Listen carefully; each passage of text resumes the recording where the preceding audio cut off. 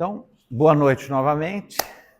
E o tema que eu vou abordar, conversar um pouquinho aqui hoje, é um tema que eu gosto muito, que é um trecho do Evangelho, extraído dos Evangelhos originais, que diz o seguinte: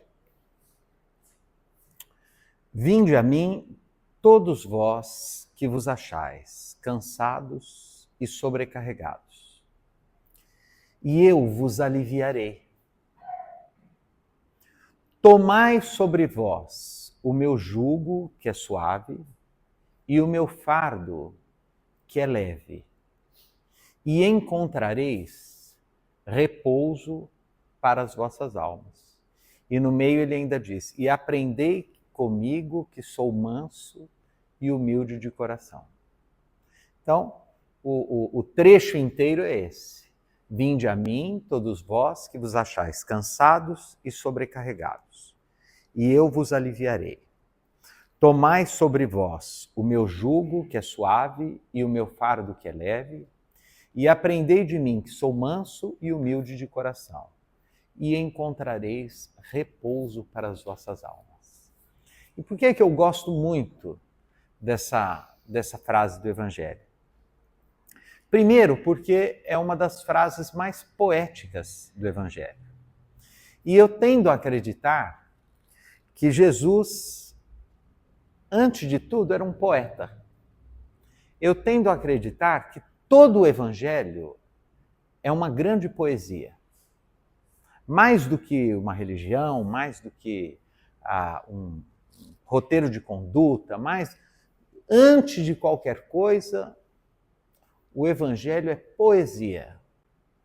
E o que caracteriza a linguagem poética? A beleza.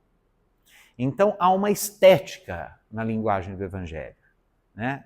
Todo o Evangelho é belo como uma grande poesia.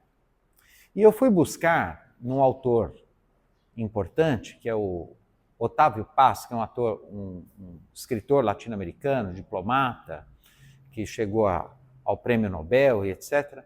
Ele tem um livro muito interessante de ensaios literários que se chama O Arco e a Lira. E o primeiro dos ensaios desse livro, O Arco e a Lira, do Otávio Paz, ele desenvolve a diferença que há entre poesia e poema. A gente, em geral, trata como se fosse a mesma coisa. Vou falar um poema, vou declamar um poema, vou declamar uma poesia, vou decorar uma poesia, mas ele diz que não, são coisas diferentes. E como que ele descreve o que ele chama de poesia? Ele vai dizer que a poesia, na verdade, é um estado de alma, é um olhar, é uma atmosfera. Vou contar aqui uma historinha que o escritor e psicanalista Rubem Alves contava. Ele conta que quando ele estava indo dar aula todo dia, ele era professor na Unicamp, ele, no caminho de carro, ele passava numa calçada que tinha um gigantesco ipê, um ipê amarelo, que quando chegava na floração era um escândalo de beleza, aquele ipê amarelo. E ele passava, diminuía a velocidade do carro e às vezes, inclusive, ele parava para fotografar. E ele achava uma maravilha aquele ipê amarelo, né, vomitando beleza dourada, né, naquelas manhãs de sol, de primavera, etc. E ele, que já tinha sido um reverendo protestante, e depois foi caminhando pela ciência, psicanálise, e ele chegou a uma condição agnóstica, né, que ele não tinha religião, etc. E ele dizia assim: eu, que já nem tenho religião mais, quando eu via aquele ipê, eu não via o ipê, eu via Deus naquela maravilha, naquela árvore, né, florida. Até que um dia, ele passando por ali, percebeu que tinham cortado a árvore. E ele ficou consternado. e foi perguntar para uma senhora que morava em frente à árvore, que te bateu lá, foi perguntar o que aconteceu com essa árvore. Ela falou, não, eu mandei cortar porque fazia muita sujeira. As folhas atrapalhavam muito, sujavam a calçada, sujavam a rua, me dava muito trabalho, então mandei cortar. E aí ele termina o texto dele dizendo assim, pois é, a vida é assim. Duas pessoas podem olhar para o mesmo lugar. Uma vê Deus, a outra vê a sujeira. Isso é poesia. Então, o que é o olhar da poesia? O olhar da poesia é a capacidade de ver beleza nas coisas. Aonde ninguém vê, o poeta olha e vê. Enxerga algo, o artista, né? O pintor, o poeta, o compositor, ele vê, o ator, né? Ele vê aquilo, a beleza, onde ninguém vê. E o Cristo tinha essa capacidade extraordinária de ver beleza nas coisas. Tem um outro trecho do Evangelho que eu gosto muito, em que eles estão passando e tem uma carcaça de um animal morto, de um cão. Não sei se vocês se lembram dessa passagem. E os discípulos reclamam do mau cheiro, se afastam. E estão todos ali se afastando, etc. De repente, eles olham para o Cristo, para Jesus, e ele se aproxima daquela carcaça do animal morto, com a maior naturalidade, abaixa a cabeça, olha e diz para os que estavam com ele, que maravilha, que belos dentes tinha esse cão. Então, enquanto todos ali estavam vendo o odor fétido da decomposição, ele estava vendo a beleza da natureza nos dentes daquele cão. Então, quando Jesus nos convida para a poesia, ele está nos convidando para um estado de alma, para o olhar da poesia, para o olhar poético. Nós vivemos a vida distraídos com o mundo visível, que para o filósofo Platão é o mundo das ilusões, porque todos os nossos sentidos nos enganam. O Platão vai dizer, olha, o mundo físico, o mundo material, e ele falou isso 500 anos antes de Jesus, é o mundo da ilusão. O mundo físico é o mundo imperfeito, é o mundo das formas imperfeitas. Tudo aquilo que a gente pensa estar conhecendo pelos olhos, pelos ouvidos, pelo tato, pelo paladar, pelo sabor, na verdade nos engana, porque as essências nos escapam. Aquilo que é real, que é eterno, que é essencial, que é verdadeiro, os nossos sentidos não conseguem captar. O Carlos Drummond de Andrade tem um texto lindo em que ele diz assim: amar o perdido deixa confundido este coração. Nada pode o ouvido contra o sem sentido apelo do não. As coisas tangíveis tornam-se insensíveis à palma da mão, mas as coisas findas, muito mais que lindas, essas ficarão. Olha que interessante. Então, as tangíveis se perdem, mas as sensíveis permanecem. Como, por exemplo, o nosso sentimento, nossa memória, nossa saudade, nossa capacidade de sentir. Eu gosto muito do verbo recordar, né? Re é um prefixo latino, quer dizer de novo, né? Repetir, refazer, re. E cordar é de cordis, do latim, que quer dizer coração. Por isso que o médico do coração é o cardiologista, que é um derivado de cordiologista. Por isso que quem age pelo coração, age de forma cordial. Cordial quer dizer pelo coração. Então, quando eu recordo, eu estou trazendo de volta um sentimento ao coração. Então, todo o evangelho, que é coisa mais bonita do que as bem-aventuranças, que Mahatma Gandhi dizia que é o poema mais lindo do cristianismo, que se queimassem todos os livros da humanidade e permanecesse só esse texto do Sermão das Bem-aventuranças, toda a história da humanidade estaria protegida, porque é uma beleza, é uma maravilha.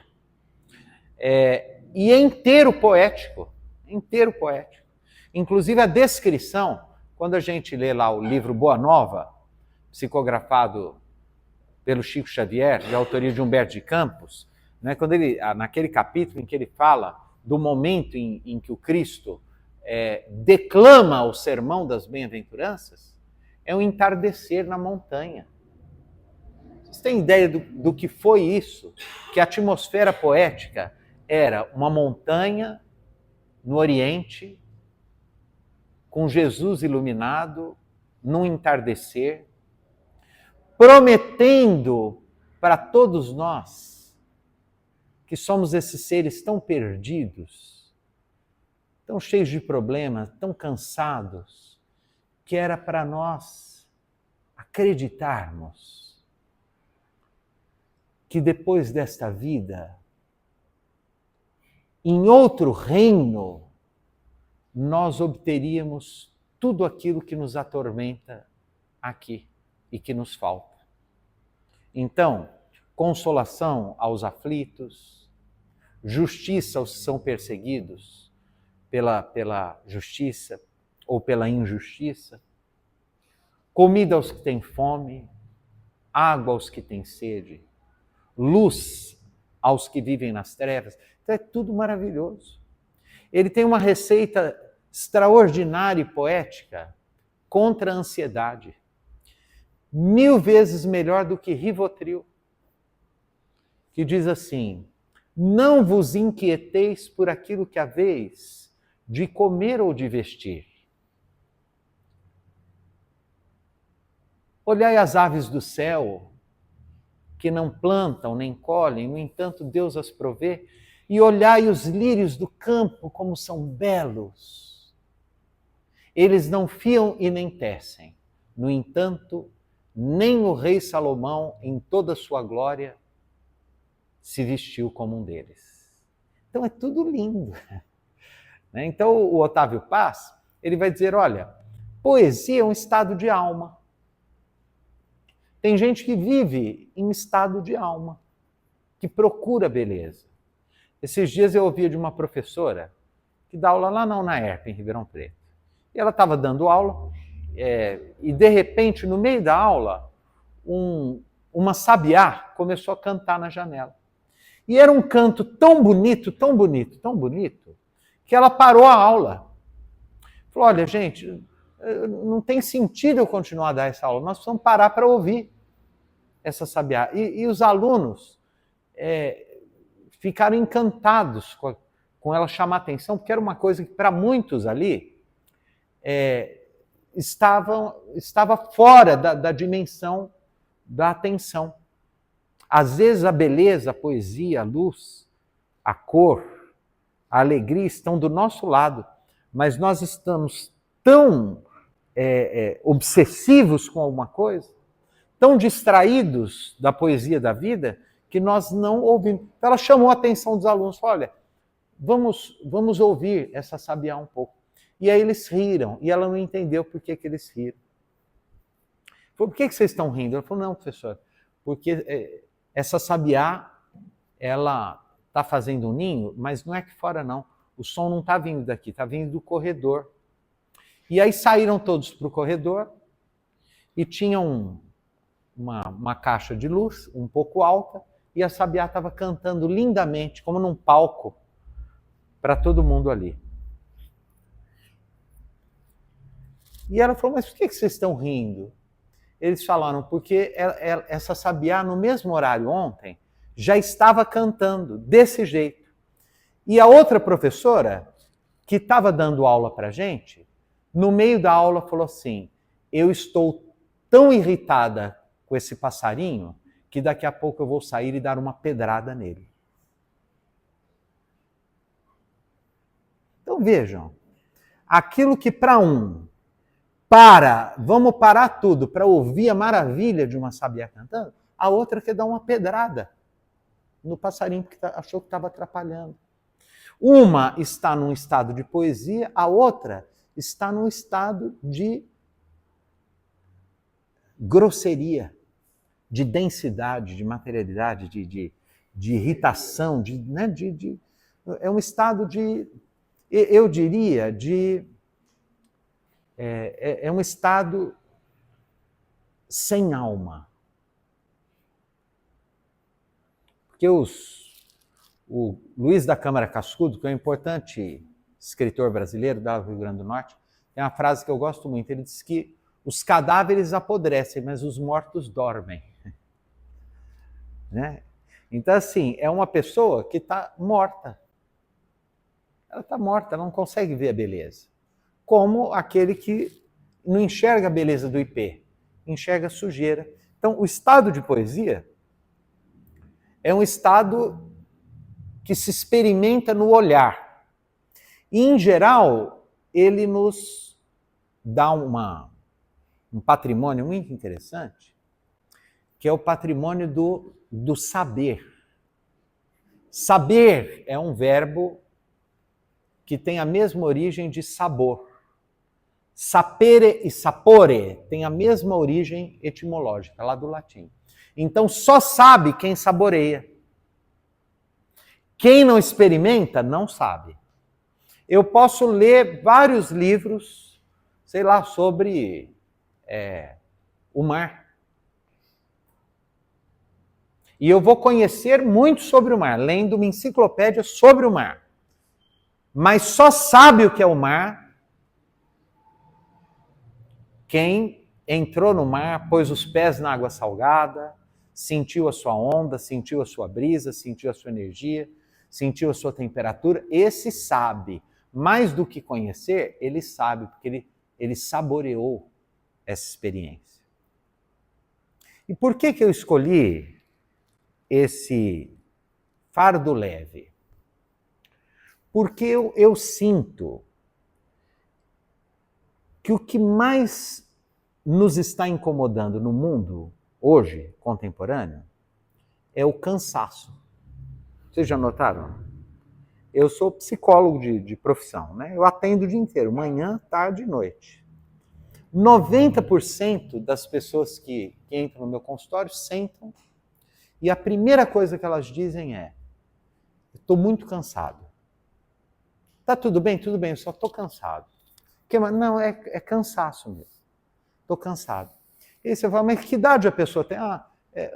50 anos, está cansado. Aí chega o adolescente, que está prestando vestibular, tem 17, está cansado.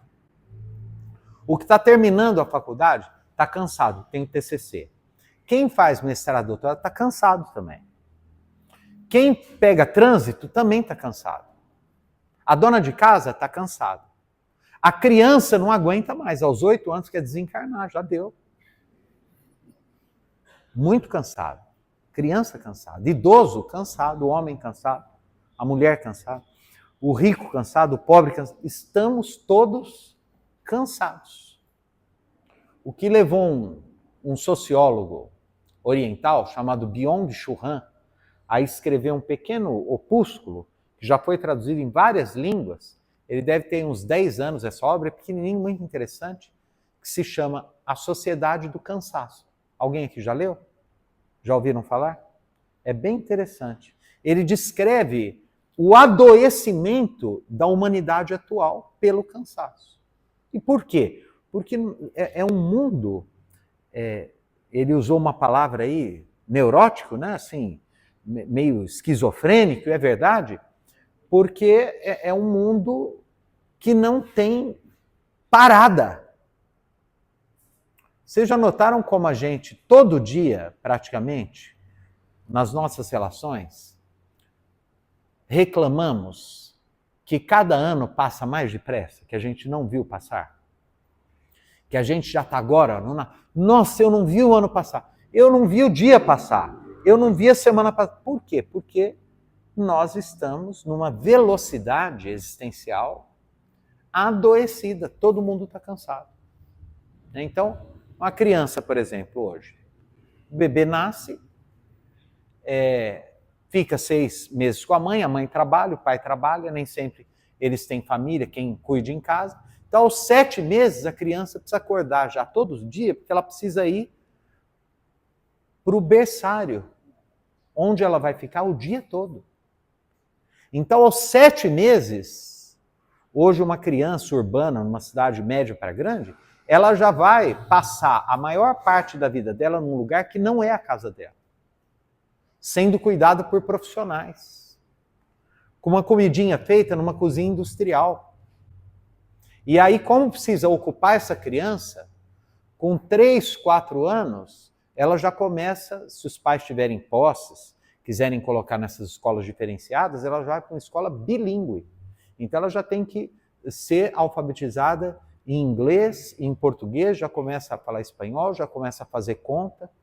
Com 6 anos, ela está cheia de tarefa para fazer em casa, e mais tem que ir na natação, tem que ir no judô, tem que fazer dieta, tem que isso, tem que aquilo, tem que passar de ano, tem que... Vocês gostam do tem que? A senhora gosta do tem que? O tem que é difícil, né? Tem gente que chega para mim e fala assim, André, eu fui comer num restaurante, você tem que ir. Eu olho e falo assim, como assim eu tenho que ir, né? Hoje você tem que ir um monte de coisa. Não tem que ir? Então você tem que ir no médico, você tem que fazer exame preventivo, você tem que trabalhar, você tem que juntar dinheiro, você tem que trocar o carro, você tem que descansar, você tem que ser feliz também. Se você não for, tem alguma coisa errada com você. Então você precisa tomar remédio, você tem que ir na academia, tem que ir na academia, tem que fazer pilates também, e tem que fazer caminhada, e tem que ter fé, e tem que ir no centro também. E tem que viajar, e tem que comprar... Aliás, eu achei interessante, tem que comprar massa para o centro. Eu acho incrível como que nós espíritas amamos pizza e massa, né? Eu nunca vi o Festival da Salada, vocês já viram? O centro está vendendo um saladão de alface, né, beneficente. Não tem. Ou é nhoque, ou é lasanha, ou é pizza, né? Tem yakisoba, lá tem a campanha do yakisoba também. Então, assim, só que ao mesmo tempo que a gente tem que ter prazer comendo, a gente tem que ser magro também, porque é uma exigência. E tem que ser jovem, eternamente jovem. E tem que ser disposto, e tem que ser animado, e tem que ter esperança, e tem que... E aí o mundo começa a ficar, tanto tem que a vida começa a ficar insuportável. Porque nenhum de nós dá conta de corresponder a tanto tem que. E onde está isso? Está isso em casa, está isso na fila do açougue, na fila do supermercado. E quem tem rede social, eu por enquanto ainda não tenho, mas eu sei que a maioria tem, né? É Instagram, é Facebook, é Twitter, é TikTok, e é YouTube, e é isso, aquilo. É um mundo gritando 1000 verdades sobre 1000 coisas acerca da nossa vida. E como tem que ser. Aliás, nós nunca vivemos uma época em que tanta gente tem tanta opinião sobre tudo, especialmente sobre aquilo que ignoram. É como se a gente também tivesse que ter pontos de vista, ter que ter opinião, ter que dar palpite, ter que saber coisas, quando na verdade, em geral, a gente muito mais não sabe do que sabe sobre tudo. Eu gosto muito de um texto do Manuel de Barros, aquele poeta do Mato Grosso, que ele diz assim, a poesia está guardada nas palavras. Minha sina é não saber quase tudo. Sobre o nada, eu tenho profundidades. Não cultivo conexões com o real. Poderoso para mim não é o que descobre ouro. Poderoso para mim é o que descobre as insignificâncias do mundo e as nossas. Por essa pequena sentença, me elogiaram de imbecil. Fiquei emocionado e até chorei. Sou fraco para elogios. Então, assim, a gente muito mais não sabe do que sabe as coisas, né? E para a gente saber, antes a gente tem que não saber. Por exemplo, quando a gente conhece alguma coisa ou alguém, a gente precisa aprender, ou uma dada experiência, que a gente não sabe para poder saber. Uma vez, uma pessoa sentou na minha frente e disse assim, e como é que foi, como é que você está?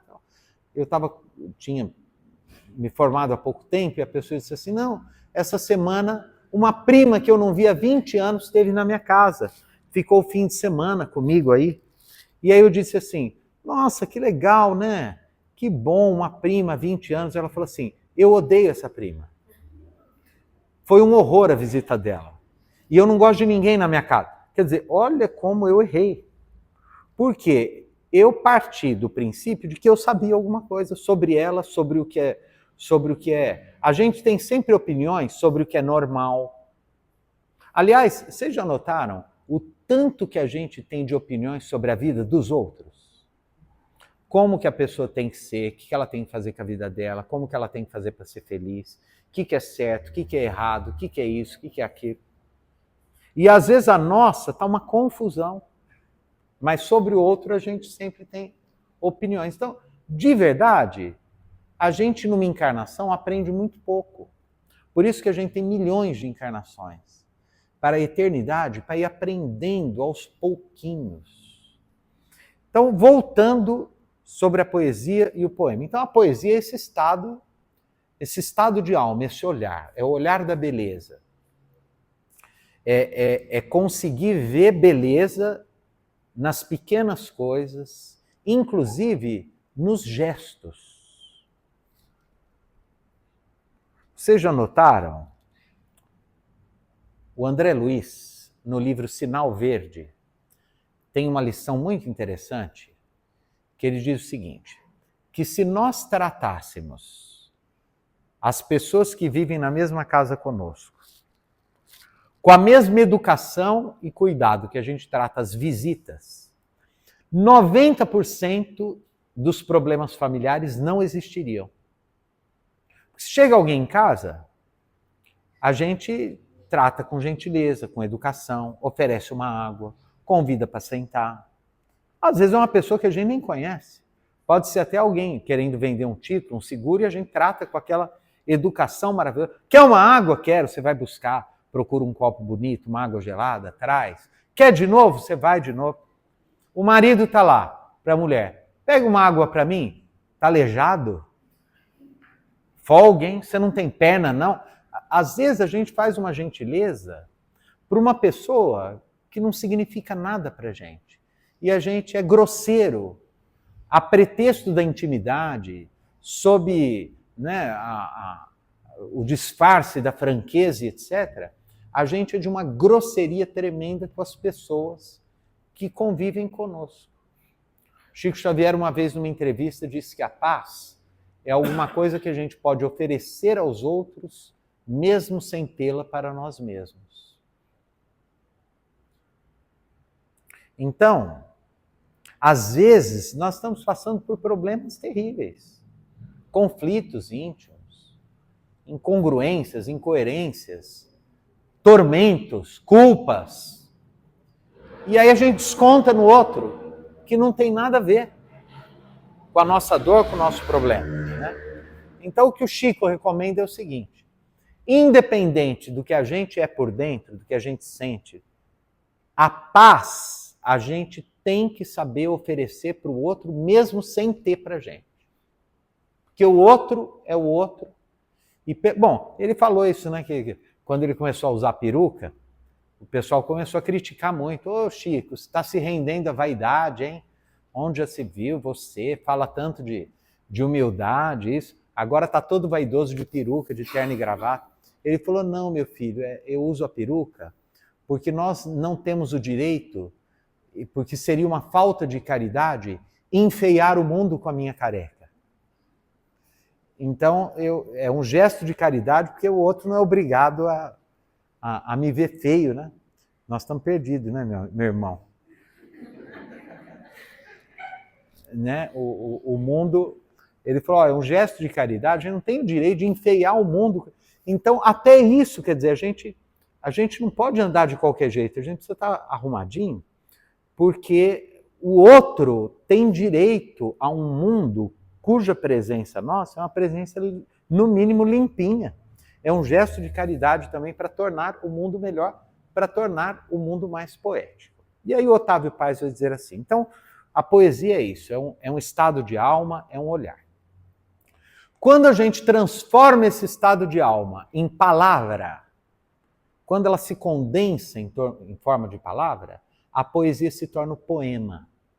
Então o que é o poema? O poema é o escrito, é o texto escrito. Mas a poesia não é o poema. Todo poema tem poesia, mas a poesia transcende o poema. Tem gente que é poeta sem nunca ter escrito um poema, porque tem o olhar da poesia, que tem a gentileza da poesia, que tem o trato da poesia. E Jesus tinha o estado de poesia na sua condição espiritual, diuturnamente. Tudo que exalava de sua presença divina entre nós era poético, era bonito, era doce, era manso, era suave. Então ele faz o convite. Vinde a mim, todos vós que vos achais cansados e sobrecarregados. E aí eu pergunto, olha que atualidade esse convite.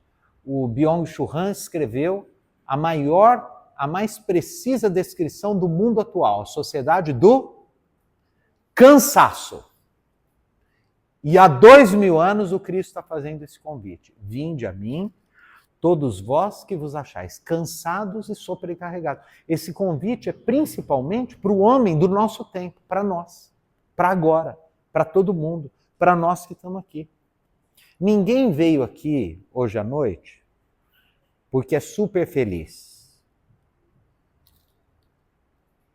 A pessoa só vai em busca de uma transcendência, de uma experiência religiosa, de uma espiritualidade, porque sente dor. Todo mundo aqui, cada um está aí pensando, cada um que pense aí na dor que carrega. E que ninguém sabe, viu? Porque as nossas dores mais profundas, a gente nasce, vive, morre e não conta para ninguém. E é assim mesmo. Mas só Deus sabe as dores que trazemos dentro da nossa alma, do nosso coração e que cansam. E que de vez em quando ameaçam de nos desanimar, de fraquejar, de não querer seguir. Mas Jesus nos convida, vinde a mim. Só que quando ele fala vinde a mim, ele não está falando de uma conversão. Ah, vem ser batizado, virar cristão, vem para o centro espírita, vem ser espírita, vem ser protestante. Não, não é vinde a mim, vem ser cristão. É vinde a esse estado de poesia no qual eu vivo e que eu quero compartilhar com você. Esse é o convite. E eu vos aliviarei. Porque o meu jugo é suave. O que é o jugo? O jugo é aquela peça que vai no cavalo para acomodar a carroça. Então, o cavalo, ele está subjugado, porque ele está embaixo do jugo. Ok? Então, ele está dizendo que para nós o levarmos, para levar a sua mensagem, ele será suave. E o peso dessa carroça é leve. O fardo é leve. E o meu jugo é suave. E ele promete nos aliviar. Uma vez o Chico Xavier, lá no culto do abacateiro, saiu essa mensagem, o Emmanuel, psicofonicamente pelo Chico Xavier, deu a seguinte instrução, que a gente precisa prestar muita atenção, porque no texto do Evangelho, ele não fala, olha, vinde a mim e eu vou tirar o peso de vocês. Eu vou levar o peso para vocês. Eu vou resolver o problema, eu vou solucionar. Não. Jesus não nos convida prometendo resolver o problema, solucionar ou tirar o peso. Ele fala que ele vai fazer o quê? E eu vos aliviarei. Eu vou aliviar, mas eu não vou tirar. Ele vai aliviar, mas ele não vai tirar. E por que ele não vai tirar? Porque esse mundo não é para viver sem peso. Cada um nasce com a sua dor, com a sua dificuldade, com a sua limitação, com o seu desafio. Às vezes, numa encarnação, a gente consegue resolver um monte de probleminha, mas tem aquele outro, que às vezes até piorou um pouco, que a gente vai precisar de uma outra. Também não precisa ter pressa, nós temos uma eternidade, a gente tem uma encarnação, depois outra encarnação. Porque até isso, esses dias eu encontrei um amigo, que eu não via há muito tempo, e ele me viu, ô André, tudo bem, tudo bem? Ai, rapaz, eu preciso ir lá no centro, né? Eu olhei e falei assim, por que você precisa ir no centro? Porque faz tempo que eu não vou. Ué, mas qual o problema que faz tempo que você não vai? Mas não é bom ir? Ué, depende. Né? Mas a gente não precisa vir no centro. Porque se vir no centro for um peso, uma obrigação, é melhor nem vir. A gente já tem tanto peso, tanta obrigação. Eu lembro uma senhora que procurou o Chico e falou, Chico, o meu marido é maravilhoso, é um bom pai, é um bom marido, é um bom cidadão, é um bom profissional. A única coisa é que ele não tem religião. Nunca foi no centro, eu convido, ele não vem. O Chico virou para ela e falou assim, minha senhora, se o seu marido é tudo isso, ele não precisa de religião. Pare de importuná-lo com isso. A senhora está errada. Um homem que é exatamente como esse que a senhora está me descrevendo, é um homem que não precisa de religião. Ele já está fazendo a tarefa dele, o papel dele. E isso que é importante. O que é importante não é ficar lá gritando Senhor, Senhor. Não é? Quando destes a um desses mais pequeninos, é a mim que o dás.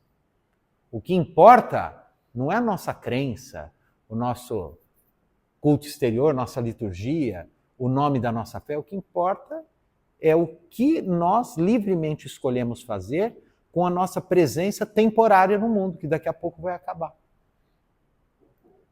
Então, quando este poema, dito por Jesus, nos convida a que nos aliviemos,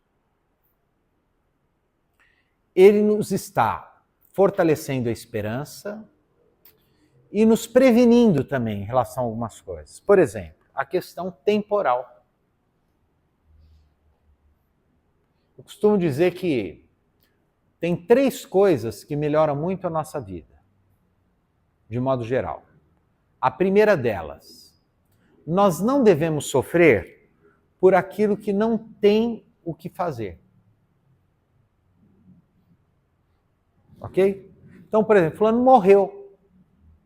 Ele não vai ressuscitar. Ok? Eu preciso me resignar àquela morte, porque eu não tenho o que fazer. Esses dias eu fui atrás do significado da palavra resignar, porque era uma palavra que me incomodava um pouco, que dava um sentido assim, a pessoa é meio acomodada, né? Se acomodou, resignou. Mas aí eu vi que ela não quer dizer isso. Signo quer dizer sinal, símbolo. Por isso que o dicionário é feito de significados, signos, que são sinais, símbolos, que têm um dado sentido. Resignar quer dizer dar um novo sentido. Então, quando eu me resigno, eu estou dentro daquela dor, daquela dificuldade, criando um novo significado, criando um novo símbolo, buscando um novo sentido, buscando um outro caminho. Então, eu preciso me resignar, eu não posso sofrer. A palavra sofrer tem origem francesa. Sofrer, que é sob fer, debaixo de ferros, subfer, sofrer. Todo sofrimento implica um aprisionamento. Todo mundo que sofre está aprisionado, não tem saída. E nós podemos buscar não sofrer, embora não seja possível no mundo não sentir dor.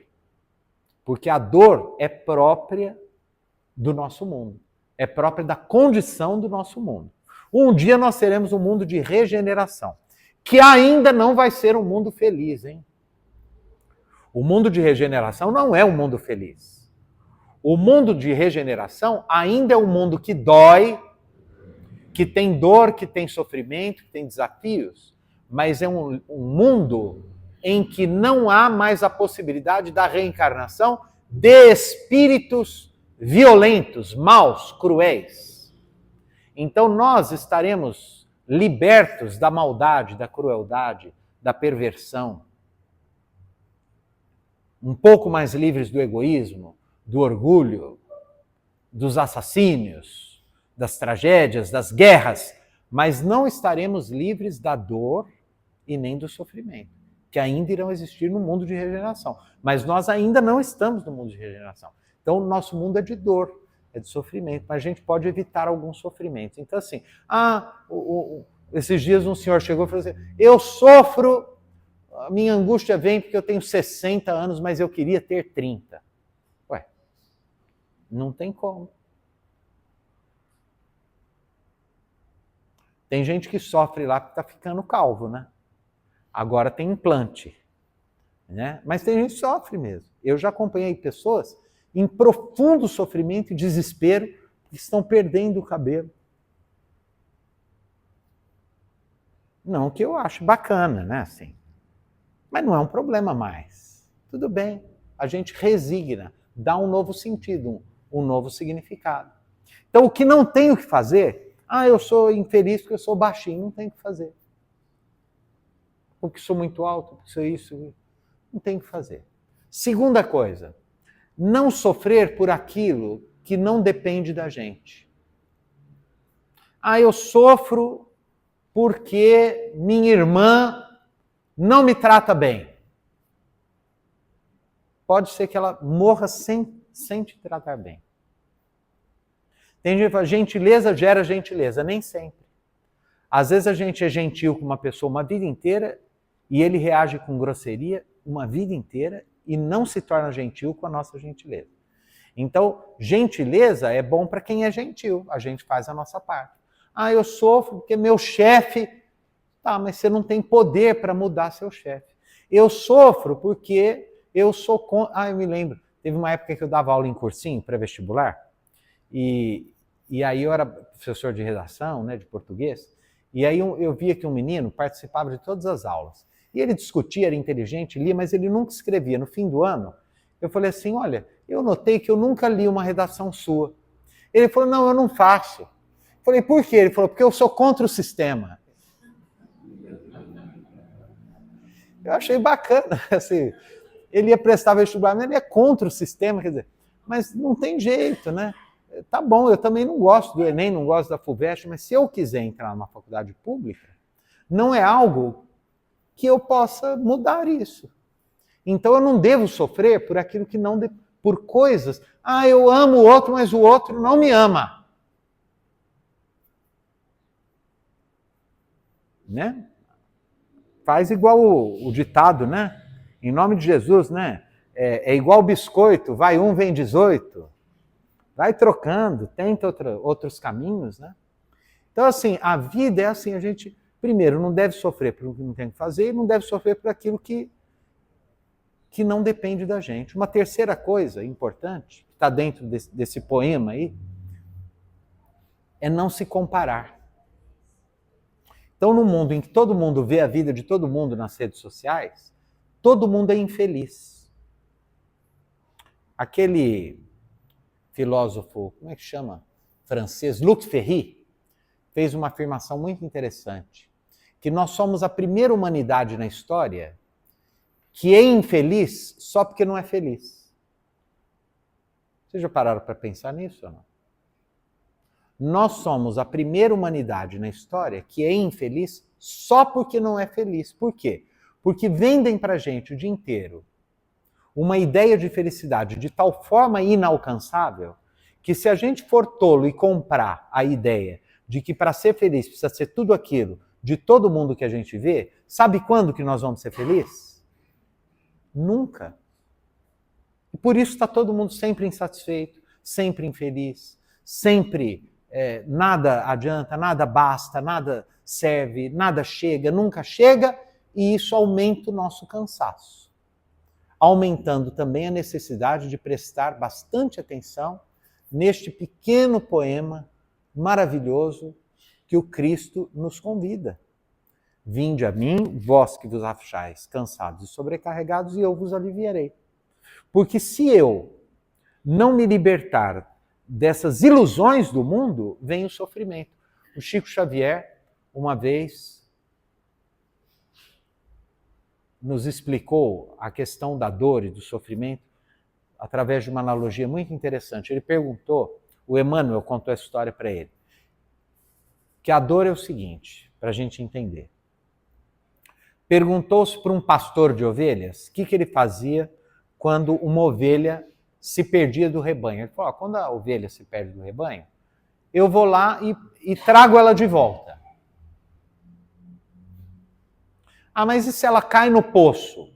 Ele falou, eu vou lá no fundo do poço, amarro uma corda, subo de volta e puxo ela com a corda para salvar a ovelha. Tá, e se ela arrebenta a cerca? Eu vou lá, trago ela de volta e arrumo a cerca. Mas se ela for para muito longe, se ela se desgarrar demais, aí o pastor falou, aí eu mando o cão, o cachorro, para trazê-la de volta. E aí o Emmanuel falou, Chico, o cão é o sofrimento e a dor. Então, quando a gente se desvia demais, as leis divinas são o cão que vai nos buscar para nos restaurar no caminho do equilíbrio, da harmonia e da paz. Não sem dor, não sem sofrimento. Mas no meio desse caminho, faz muita diferença nós conseguirmos ver o mundo com o olhar da poesia. Muito obrigado pelo carinho de vocês e até uma próxima. Uma Ave Maria para terminar? Tá bom, eu toco para a gente ir embora. Pode ser, Valentim? Fica uma Ave Maria como prece final? Pode ser? E muito obrigado novamente pela paciência.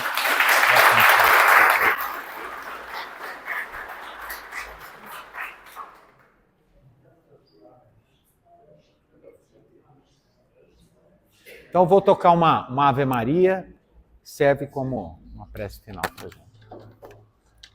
Deixa eu... Tira aqui para mim, que não dá para ver.